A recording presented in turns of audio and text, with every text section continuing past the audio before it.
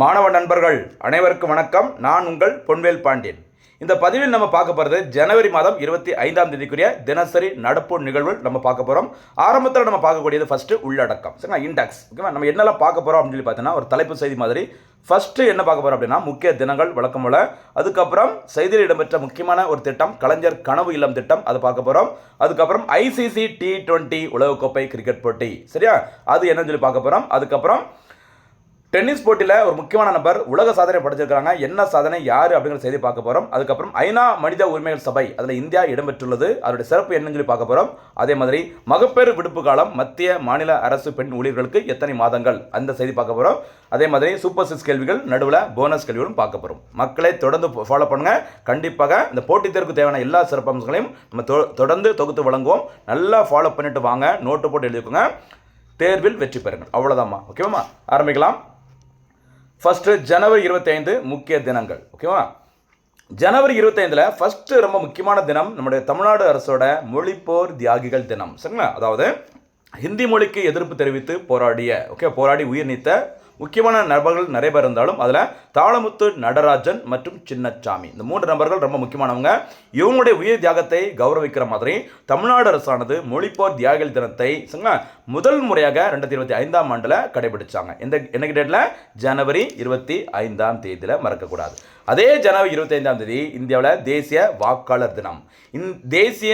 இந்திய அந்த தேர்தல் ஆணையம் இந்த தேர்தல் ஆணையமானது உருவாக்கப்பட்ட நாள் ஜனவரி 25, 1950. அதை முன்னிட்டு 2011ஆம் ஆண்டு முதல் முறையாக இந்தியாவில் தேசிய வாக்காளர் தினம் கொண்டாடப்பட்டது, சரியாமா. ஓகேவா, அப்போ 2026ஆம் ஆண்டு 16வது வாக்காளர் தினம், மறந்துடாதீங்க, சரியாமா. இந்த இந்திய தேர்தல் ஆணையத்தின் தற்போதைய தலைமை தேர்தல் ஆணையராக இருப்பவர் ஞானேஸ்வர் குமார், மறந்துடாதீங்க, சரிங்களாமா. ஓகே, அதே மாதிரி உலக தொழுநோய் ஒழிப்பு தினம் சொல்லி இதில் போட்டிருக்கோம். இந்த உலக தொழுநோய் ஒழிப்பு தினம் அப்படிங்கிறது ஜனவரி 30 பெரும்பாலும் கடைபிடிப்பாங்க. ஓகேவா, கடைசி ஞாயிற்றுக்கிழமையிலையும் இதை வந்து கடைபிடிப்பாங்க, ஞாபகம் வச்சுக்கோங்க, சரிங்களா. அதே மாதிரி இந்தியாவில் தேசிய சுற்றுலா தினம் எப்போது கொண்டாடப்படுகிறது அப்படின்னு பார்த்தாலும் அன்னைக்கு ஜனவரி 25ஆம் தேதி தான். ரொம்ப ரொம்ப முக்கியமான தினம், மறந்துடாதீங்க. அடுத்தபடியாக நம்ம ஏற்கனவே சொன்ன மாதிரி திட்டங்களுக்கு எப்பவுமே ரொம்ப முக்கியத்துவம் கொடுக்கணும். அந்த வகையில் இன்றைய தினம் நம்ம பார்க்கக்கூடியது கலைஞர் கனவு இல்லம் திட்டம். இந்தியாவில் தமிழ்நாட்டில் குடிசை பகுதியிலே இருக்கக்கூடாது அப்படிங்கிறதுக்காக தமிழ்நாடு அரசால் தொடங்கிய ஒரு முக்கியமான திட்டம் கலைஞர் கனவு இல்லம் திட்டம்.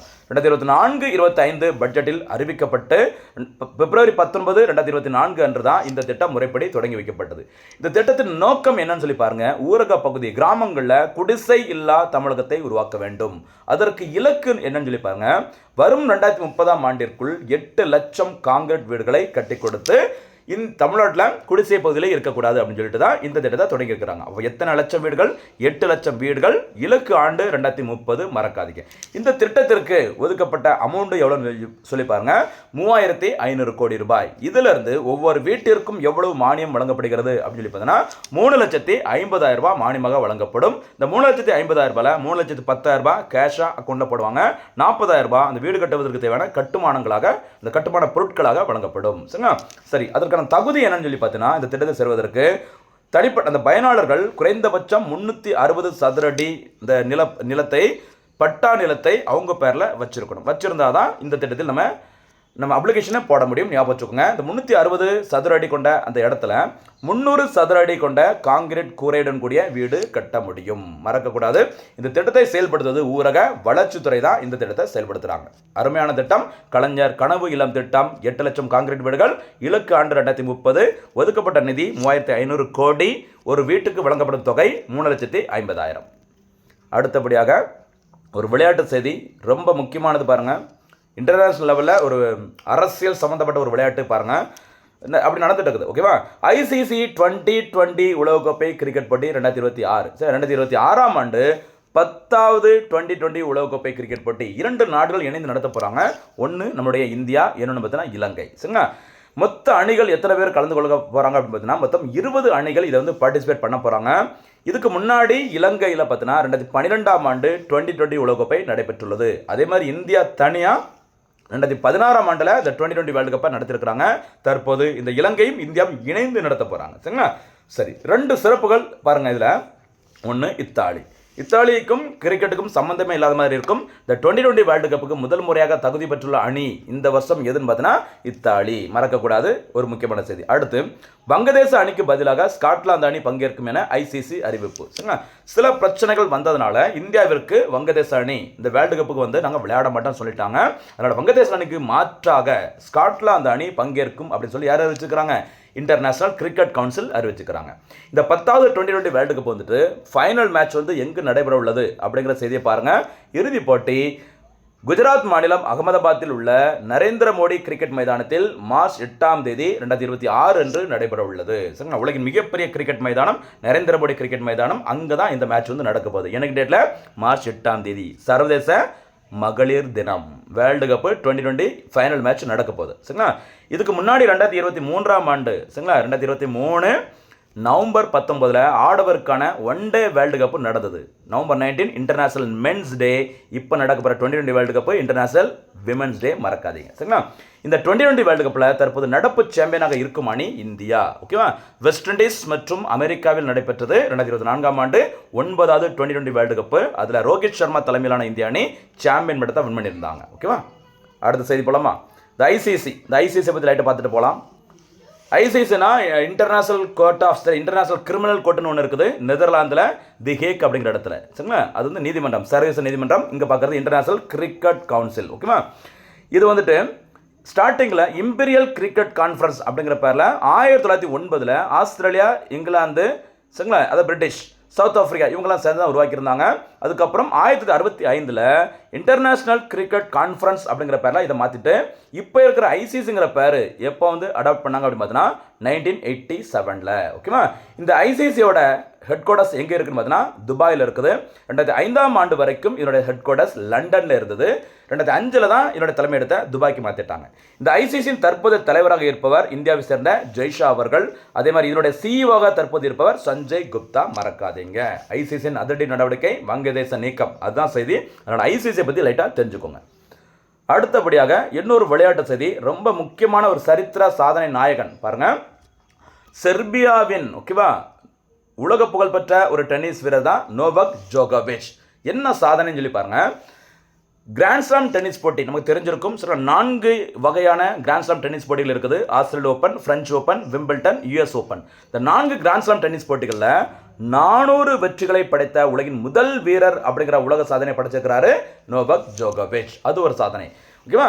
அதே மாதிரி இந்த கிராண்ட்ஸ்லாம் டென்னிஸ் போட்டிகளில் மொத்தம் 24 பட்டங்களை வென்ற முதல் ஆடவர் அப்படிங்கிற சாதனை படைத்தவரும் நோவக் ஜோகோவிச் தான், ஆடவர் ஒற்றையர் பிரிவில். சரியாமா? அப்போ 2 சாதனை. ஒன்று 400 கிராண்ட்ஸ்லாம் வெற்றி, 24 கிராண்ட்ஸ்லாம் டைட்டில் வின் பண்ணி சாதனை படைச்சிருக்கிறாரு. யாருமா? செர்பியா நாட்டின் நோவக் ஜோகோவிச். அடுத்த செய்தி ரொம்ப முக்கியமான ஒரு செய்தி பாருங்க.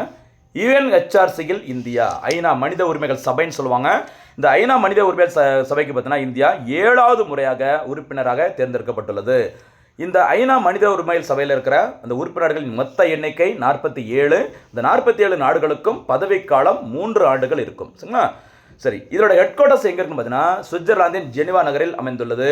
இப்போ இருக்கிற இந்த யுஎன்ஹெச்ஆர்சி அமைப்பு உருவாக்கப்பட்ட நாள் மார்ச் 15, 2006. சரிங்களா? அப்போ இவ்வளோ நாளும் ஐநா மனித உரிமை சபை ஆணையம் இல்லையா அப்படின்னு சொல்லி பார்த்தீங்கன்னா 1946 வரைக்கும் அதுக்கு என்ன பேர்? United Nation Commission for Human Rights. சரியா? ஐநா மனித உரிமை ஆணையங்கிற பேர் இருந்திருக்குது. சபையாக மாற்றப்பட்டது தான் எப்போ? 2006. மறக்கக்கூடாது. சரிங்களா? அதே மாதிரி இந்த யுஎன்ஹெச்ஆர்சி அமைப்பானது ஐநாவின் இசிஓஎஸ்ஓசி சமூக பொருளாதார சபைன்னு சொல்லுவாங்கள்ல, எக்கனாமிக் அண்ட் சோசியல் கவுன்சில், அதனுடைய துணை நிறுவனம் தான் இந்த யுஎன்ஹெச்ஆர்சி. ஓகேவா? இன்னொரு முக்கியமான செய்தி நிறைய எக்ஸாமில் கேட்டது. உலகளாவிய மனித உரிமைகள் பிரகடனம் இயற்றப்பட்டது டிசம்பர் 10, 1948. அந்த டிசம்பர் 10ஆம் தேதி தான் உலக மனித உரிமைகள் தினம். மறக்காதீங்க. இந்த யுனைடெட் நேஷன் யுஎன்ஹெச்ஆர்சியோட தற்போதைய தலைவராக இருப்பவர் இந்தோனேஷியா நாட்டில் சித்தார்த்தோ ரேசர். மறந்துடக்கூடாது. ஓகேவா? சரி, இந்த அமைப்பு சமீபத்தில் செய்தியில் இடம்பெறதுக்கு இன்னொரு முக்கியமான காரணம் என்னன்னு சொல்லி பார்த்தீங்கன்னா இந்த யுஎன்ஹெச்ஆர்சி ஒரு தீர்மானம், ஐநா சபையில் ஒரு தீர்மானம், ரெசல்யூஷன் கொண்டு வந்திருந்தாங்க. அது ஈரான் நாட்டிற்கு ஆதரவாக இந்த தீர்மானத்தில் இந்தியா வாக்களிப்பு பண்ணியிருக்கிறாங்க. ஒரு முக்கியமான செய்தி ஞாபகம் வச்சுக்கோ. சரிங்களாமா? அப்போ 2 முக்கியமானது. யுஎன்ஹெச்ஆர்சியில் இந்தியா 7வது முறையாக உறுப்பினராக தேர்வு. ஈரான் நாட்டிற்கு ஆதரவாக யுஎன்ஹெச்ஆர்சியில் கொண்டு வந்த தீர்மானத்திற்கு இந்தியா ஃபேவராக ஓட்டு போட்டுக்கிறாங்க. சரியா? அடுத்து சுகாதாரம் தொடர்புடைய, அது முக்கியமாக பெண்கள் தொடர்புடைய ஒரு செய்தி பாருங்கள்.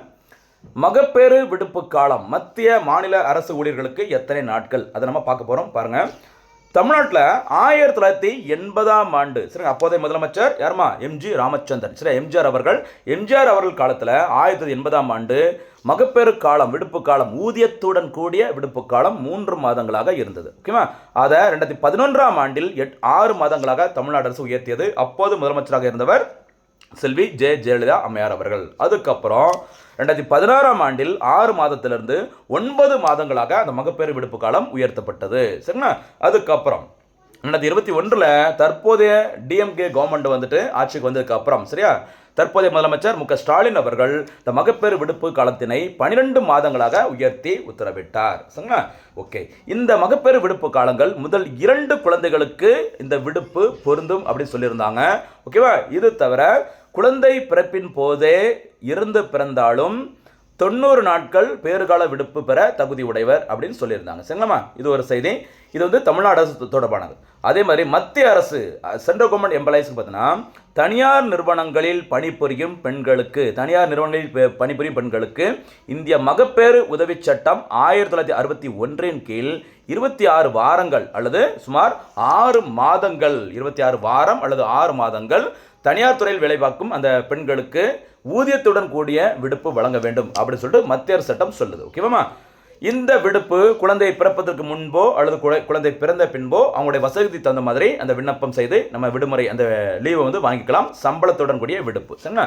சரி, இது எதுக்கு இன்னைக்கு நியூஸில் நம்ம வந்திருக்கோம்னு சொல்லி பார்த்தோன்னா பாருங்க, தமிழ்நாட்டில் பிறப்பு விகிதம் தொடர்ந்து சரிவை சந்தித்து வரும் நிலையில் 3வது பிரசவத்திற்கும் முழு சம்பளத்துடன் கூடிய விடுப்பை வழங்க வேண்டும் என்று சென்னை உயர்நீதிமன்றம் தீர்ப்பை வழங்கியுள்ளது. சரி, சமீபத்தில் ஓகேவா ஒரு அரசு ஊழியர் ஓகேவா ஒரு நீதிமன்றத்தில் வேலை பார்க்குற மங்கேற்கரசி என்ற நபரானவங்க பார்த்தீங்கன்னா ஒரு கேஸ் கொடுத்துருக்காங்க, ஒரு வழக்கு தொடர்ந்துருக்கிறாங்க. எனக்கு 3வது பிரசவத்திற்கும் முழு அந்த மகப்பேறு விடுப்பு ஓகேவா சம்பளத்துடன் கூடிய மகப்பேறு விடுப்பு தேவை அப்படின்னு சொல்லி ஒரு கேஸ் தொடர்ந்துருந்தாங்க தமிழக அரசுக்கு எதிராக. சரிங்களா?